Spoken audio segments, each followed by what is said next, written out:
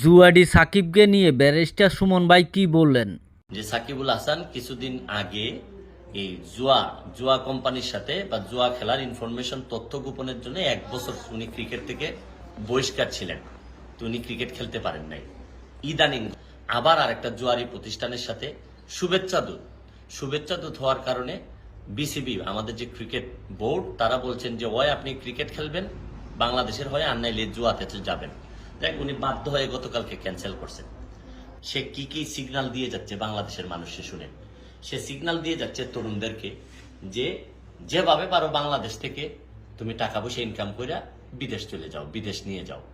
যেভাবে পারো তুমি বাংলাদেশের মাটি বাতাস এগুলা ব্যবহার করে তুমি সেলিব্রিটি হওয়ার পর বাংলাদেশের চিন্তা বাদ দাও।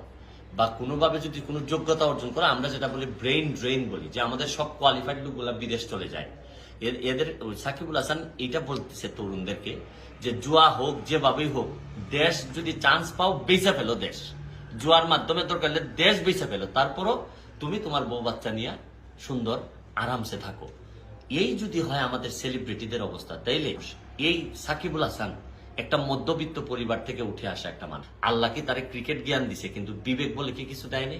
আর এই সাকিবুল হাসানরা যদি ঠিক না হয়, সাকিবুল হাসানকে ফলো করে বাংলাদেশের ক্রিকেটাররা, বাংলাদেশের ফুটবলাররা, এরা কি শিখতেছে সাকিবুল হাসানের কাছে? এত বড় সেলিব্রিটি হয়ে দেশের নাম সব ব্যবহার করে এখন দেশ তারে 12টা বাজাইতে চাও সাকিবুল হাসান, তাইলে দেশটা বাঁচাবে।